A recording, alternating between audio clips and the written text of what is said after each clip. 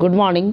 आज मैं आप क्लास 5 के छात्रों को फिर से पढ़ाने जा रहा हूँ लेसन जिसका नाम क्या है, डिजीज़ेज़। हम लोग इसी लेसन को आज फिर से पढ़ने वाले हैं। तो जहाँ तक मैंने कल पहले आपको पढ़ा दिया था, पहले वो मैं दिखा दूँ आपको। अभी दिखाई दे रहा होगा, यहाँ तक मैंने आपको पढ़ा दिया था कल। आज जो मैं पढ़ाने वाला हूँ वो है diseases can spread through contact. यहाँ से आज मैं आप लोगों को पढ़ाऊँगा। मैं उम्मीद करता हूँ कि मैं जो भी आप लोगों को पढ़ाने का प्रयत्न करता हूँ आप लोगों को अच्छे से समझ में आता होगा। अगर किन्हीं बच्चे को किसी प्रकार की परेशानी होती है तो वो अपने डाउट को मेरे व्हाट्सअप नंबर पे भेज सकते हैं और अगले आने वाले वीडियो में मैं उनके डाउट्स को क्लियर करने का प्रयास करूँगा। तो ये रही बातें। चलिए पढ़ते हैं, आज शुरू से करते हैं, इस लेसन को फिर से शुरू करते हैं। लिखा हुआ many skin diseases are spread through touch. बहुत सारे स्किन डिजीजेज ऐसे होते हैं, चर्म रोग जिसको बोला जाता है, वो एक दूसरे के कांटेक्ट में आने के कारण होते हैं। Skin diseases and diseases like flu, common cold, and tuberculosis can also spread through contact with things used by a person who has the disease। क्या होता है कि जैसे बीमारियां कुछ हैं, स्किन डिजीजेज है और उसके जैसे बाद है फ्लू है ना। आप लोग देख सकते हैं स्क्रीन पे, जैसे फ्लू है ना। आपको कॉमन कोल्ड है ना, जिसको हम लोग सर्दी जुकाम भी कहते हैं, कॉमन कोल्ड है। इसके बाद आपका हो गया ट्यूबरकुलोसिस है। तो ये सब बीमारी भी जो होता क्या है इस सब बीमारियों में कि अगर कोई व्यक्ति इन सभी बीमारियों से ग्रसित हो, तो होता क्या है कि अगर आप उसके कांटेक्ट में जाइएगा तो आपको भी ये सारी बीमारियां हो जाएंगी। लिखा हुआ this things could be door knobs, coins, utensils, handles and railings in buses etc। होता क्या है कि ऐसे लोग क्या करते हैं कि डोर नॉब्स को छूते हैं, गेट खोलने के लिए सिक्कों को छूते हैं, बर्तन को छूते हैं, हैंडल्स को छूते हैं, बस में रेलिंग को छूते हैं और इन्हीं चीज़ों को आप भी छू देते हैं, जिसके कारण आप आ जाते हैं क्या में, कांटेक्ट में। और कांटेक्ट में आते ही आपको भी वो बीमारी हो जाता है। चलिए कोई बात नहीं। अब हम लोगों को पढ़ना है प्रिवेंटिंग डिजीजेस के बारे में। अब हम लोग को पढ़ना है किसके बारे में, प्रिवेंटिंग डिजीजेस के बारे में। आप लोगों को स्क्रीन पे दिखाई दे रहा होगा। मैं कोशिश कर रहा हूँ कि आप लोगों को हर एक चीज़ समझ में आए, छोटे से छोटी चीज़ समझ में आए। मेरी कोशिश ये भी होगी कि अगर आप लोगों को किसी प्रकार का परेशानी है तो आप लोग मुझे बताएं, है ना, ताकि मैं क्या करूँ कि आपकी परेशानियों को हल करने का प्रयास करूँ। तो आप लोग ये सारी चीज़ें भी क्या कर सकते हैं, मुझे बता सकते हैं, लेकिन इसके लिए आपको भी क्या करना होगा, मुझे बताना होगा, है ना। चलिए खैर प्रिवेंटिंग डिजीजेस के बारे में पढ़ लेते हैं। लिखा हुआ to prevent something means to stop it from happening. लिखा हुआ है कि अगर किसी चीज़ के होने के पहले रोक लिया जाए तो क्या होगा कि उस चीज़ से हम नुकसान पाने से बच सकते हैं, है ना। लेकिन होने के पहले तो बहुत सारी चीज़ें हैं कि बहुत सारी बातों का ध्यान रख के आज जो है हम इन क्रियाकलापों को कर सकते हैं कि बहुत सारे बातों को ध्यान में रखेंगे तो क्या होगा कि हम लोग जो है कि बच सकते हैं इन सभी चीज़ों से। तो आइए इन्हीं सभी चीज़ों के बारे में आज हम लोग जानने का प्रयास करेंगे कि कैसे हम लोग प्रिवेंट करते हैं, इसके बारे में जानेंगे। तो आप लोग अपने स्क्रीन पे देख सकते हैं कि यहाँ पे लिखा हुआ है कि to prevent something means to stop it from happening. किसी चीज़ को रोकथाम करने के लिए उसके होने के पहले रोकना ज़रूरी होता है। यहाँ लिखा हुआ भी है कि there are a few things which can do to, है ना, prevent diseases from spreading and to protect our selves from them. लिखा हुआ है कुछ चीज़ें ऐसी हैं, कुछ बातें ऐसी हैं जिससे कि आप बीमारियों को फैलने से रोक सकते हैं या फिर आप अपने आप को भी सुरक्षा प्रदान कर सकते हैं। तो चलिए सबसे पहले नंबर 1 में देख लेते हैं। लिखा हुआ है we must always be careful about food and drinking water. जब भी हम भोजन कर रहे हो और पानी पी रहे हो तो सबसे पहले ये ध्यान रखें कि जो भोजन कर रहे हैं हम वो अनकवर्ड तो नहीं था, अस्टेल तो नहीं था, जो पानी पी रहे हैं वो पॉल्यूटेड वाटर तो नहीं था। इसका मतलब है कि हम लोगों को इन सभी चीज़ों को ध्यान में रखना होगा। यहाँ लिखा हुआ है कि ड्रिंकिंग वाटर मस्ट बी, है ना, बॉइल्ड और प्यूरिफाइड विथ प्रॉपर फिल्टर्स, है ना। अगर आप जो पानी पीते हैं उसको क्या करना है कि पानी पी रहे हैं तो पहले आप ये चेक कर ले कि जो पानी आप पीने वाले हैं वो प्यूरिफाइड है या नहीं है। अगर प्यूरिफाइड फिल्टर से नहीं है तो आप उसको पहले गर्म कर लें और गर्म करके ठंडा करके आप आसानी से पी सकते हैं। लिखा हुआ है कि यहाँ पे food must be stored in clean and cover utensils. भोजन को जो होता है हमेशा क्या किया जाता है, एक साफ़ सुथरे जगह पर, है ना, कवर्ड अटेंसिल्स में रख दिया जाता है। यहाँ लिखा हुआ है we must not eat uncovered food और food sold by roadside vendors. हम लोगों को जो होता है वैसा भोजन जो ढका हुआ नहीं है उसको खाना नहीं चाहिए। साथ में जो रोड साइड वेंडर्स होते हैं, रोड साइड क्या होते हैं, वेंडर्स, उनसे भी भोजन लेके खाना नहीं चाहिए। तो इन सभी बातों का हम लोग ध्यान रख के यहाँ पर कुछ कर सकते हैं, है ना, हम लोग यहाँ पे कुछ कर सकते हैं। तो थोड़ा सा प्रॉब्लम आ गया है, मैं पहले प्रॉब्लम तो इन सभी चीज़ों का हम लोग ध्यान रख सकते हैं यहाँ पर, है ना। अगला जो लिखा हुआ है जिसके बारे में भी हम लोग देख लेते हैं कि क्या लिखा हुआ है। यहीं पे लिखा हुआ है कि वी शुड, है ना, wash our hand before eating and wash fruit salad vegetables with clean water. लिखा हुआ है कि हम अपने हाथों को क्या कर सकते हैं कि भोजन करने के पहले अच्छे तरीके से साफ़ कर सकते हैं। हम अपने हाथों को अच्छे तरीके से भोजन करने के पहले साफ़ कर लें। जिस सलाद को या फिर जिस वेजिटेबल को या जिस फ्रूट को हम खाने वाले हैं उसको भी अच्छे तरीके से क्या कर लें, साफ़ कर लें, है ना, और अच्छे पानी से साफ़ करें।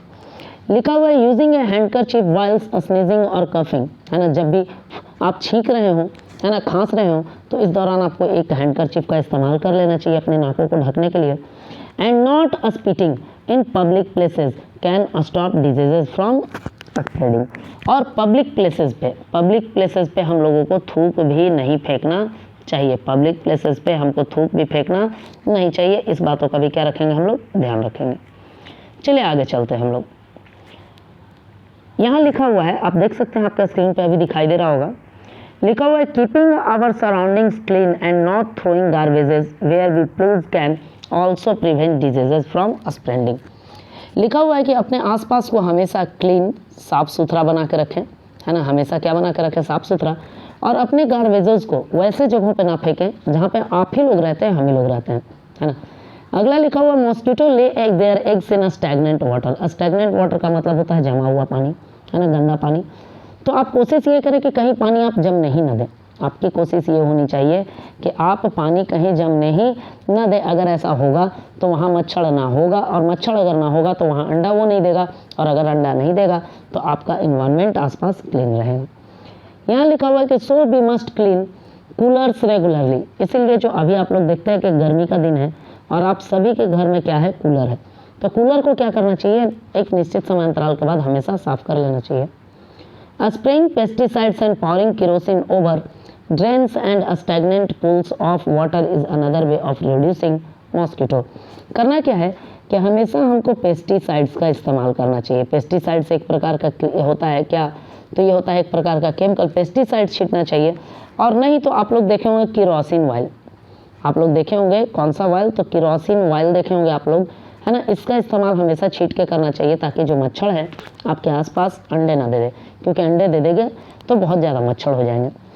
यहाँ पे लिखा हुआ है, देख सकते हैं आप, कि pesticides are chemicals that kill mosquitoes and other harmful insects. Pesticide क्या होता है, तो पेस्टिसाइड्स जो होता है वो एक प्रकार का होता है क्या, तो होता है केमिकल, और इन केमिकल से क्या होता है कि आपके इंसेक्ट्स और मच्छर मारे जाते हैं। लिखा हुआ pouring kerosene over water kill the larva and pupa of mosquito because kerosene does not let air enter the water cell, they can not breathe. क्या किया जाता है कि स्टैग्नेंट वाटर पे थोड़ा सा केरोसिन गिरा दीजिए। केरोसिन गिराने से ये होगा कि वाटर जो है क्या करेगा कि लार्वा जो अंडे होते हैं या प्यूपा जो भी होते हैं मॉस्किटो के, उनको मारने का काम करेगा। क्यों, क्योंकि केरोसिन ऊपर जब आ जाएगा पानी के ऊपर तो हवा अंदर पानी में जा नहीं पाएगा, और हवा अगर पानी में नहीं जा पाएगा तो आपके जो मच्छर होंगे वो सांस नहीं ले पाएंगे। चलिए इसके बाद वैक्सीनेशन के बारे में जानते हैं। वैक्सीनेशन के बारे में आप लोग जानते होंगे, छोटे छोटे बच्चों को, हम लोगों को भी बहुत सारा वैक्सीन लगा है। वैक्सीन जो होता है फ्यूचर में कोई बीमारी ना हो, इससे बचाने के लिए वैक्सीनेशन का प्रयोग किया जाता है। लिखा हुआ है यहाँ पे कि we can protect ourselves from many diseases by getting vaccinated. अगर हम लोग जो होता है बहुत ज़्यादा वैक्सीन, है ना, अपने आप को जो भी समय समय पे वैक्सीन की ज़रूरत है अगर हम लोग समय समय पे लेते रहें तो क्या होगा कि फ्यूचर में कोई भी बीमारी हमको वो सब नहीं होगा। लिखा हुआ है वैक्सीन्स आर इंजेक्शंस और medicine which protects us from the germs of certain diseases. Vaccines क्या है, तो ये एक प्रकार का इंजेक्शन होता है ना, मेडिसिन होता है जो कि हमको जर्म्स से, है ना, कुछ विशेष प्रकार के बीमारियों के जर्म्स से क्या करने का काम करता है, प्रोटेक्ट करने का काम करता है। आप लोगों को स्क्रीन पे दिखाई दे रहा होगा। Some vaccines like the polio drops given to babies protect us from a disease throughout life. जैसे आप लोग देखे होंगे पोलियो का आप लोगों को ड्रॉप पिए होंगे, आप लोग भी, हम लोगों ने भी पिया है ना। तो इस पोलियो ड्रॉप में होता क्या था कि पोलियो ड्रॉप पीने से आज जो लोग हैं जीवन भर के एक बीमारी से बच गए। लिखा हुआ others like vaccine against typhoid diphtheria gives us protection for some time, है ना। कभी कभी हम लोगों को टाइफाइड के लिए, डिप्थेरिया के लिए भी क्या करना चाहिए कि वैक्सीनेशन ले लेना चाहिए। All babies should be vaccinated against diseases like tuberculosis, measles, whooping cough, diphtheria. जितने भी छोटे बच्चे होते हैं उन सभी को ट्यूबरकुलोसिस का आपका जो होता है वैक्सीनेशन, मिसल्स का, बूफिंग का, डिप्थेरिया का, इन सभी का जो होता है आपको वैक्सीनेशन लगवा लेना चाहिए।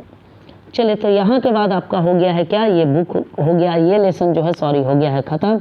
अब है क्वेश्चन आंसर। तो मैं क्वेश्चन आंसर भी आपको समझा देता हूँ, आप लोग लिखेंगे खुद से।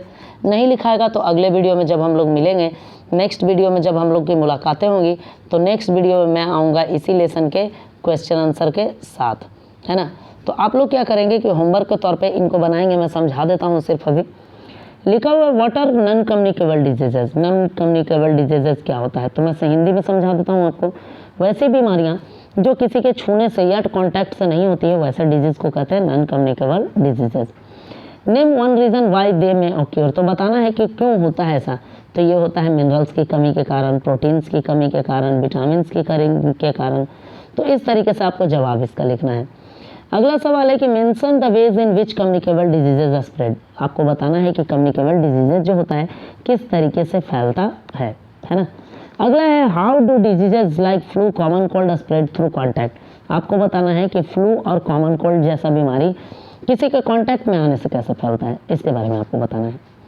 अगला सवाल है how does pouring kerosene over a stagnant pool of water helping in the reducing the number of mosquito. Stagnant water में आप देख सकते हैं कि आपको कहा जा रहा है कि क्या रख दीजिए, तो आप रख दीजिए केरोसिन और बताइए कि कैसे मच्छर के पॉपुलेशन में कमी आएगी, इसके बारे में। अगला लिखा हुआ how do mosquitoes spread diseases. यहाँ पे लिखा हुआ मॉस्किटो जो होता है डिजीज को कैसे फैलाता है। और अंतिम सवाल है व्हाट इज वैक्सीन। तो ये वैक्सीन है, यहाँ जवाब लिखना है इसका। इसके बाद है चूज द करेक्ट ऑप्शन है, मैच दीज है ना, राइट ट्रू एंड फॉल्स है। तो आप लोगों को क्या करना है कि आप लोगों को खुद से ये लेसन पढ़ के टोटल क्वेश्चन आंसर को होमवर्क में बना लेना है ना। और होमवर्क को बनाने के बाद आपको अपने अपने व्हाट्सएप ग्रुप पे, है ना, क्लास का व्हाट्सएप ग्रुप है, उस व्हाट्सएप ग्रुप पे आप 4 बजे से लेकर 6 बजे शाम तक आप अपने होमवर्क को भेज सकते हैं, है ना। और नहीं तो आप लोग मेरे पर्सनल व्हाट्सएप पे भी भेज सकते हैं, है ना। पर्सनल व्हाट्सएप पे आप लोग होमवर्क भेज दें, मैं चेक कर दूंगा। और व्हाट्सएप नंबर मेरा है 7050509234, है ना। आप लोग इस व्हाट्सएप नंबर पे आप लोग अपना भेज सकते हैं। तो आज के इस वीडियो में आप लोगों के लिए इतना ही। कल जो वीडियो आपके लिए मैं लेके आऊँगा उसमें कोई नया एक्सरसाइज लेके आऊँगा, मैं नए एक्सरसाइज के साथ चलूँगा, क्वेश्चन आंसर इसका लिखवाऊँगा। तो कल के वीडियो के लिए आप लोग करें इंतजार और इसके बाद हम लोग रहें तैयार। तो आइए हम लोग कल मिलते हैं, है ना। तो आज के इस वीडियो में इतना ही। तो आज के लिए आप लोगों के लिए इतना, धन्यवाद।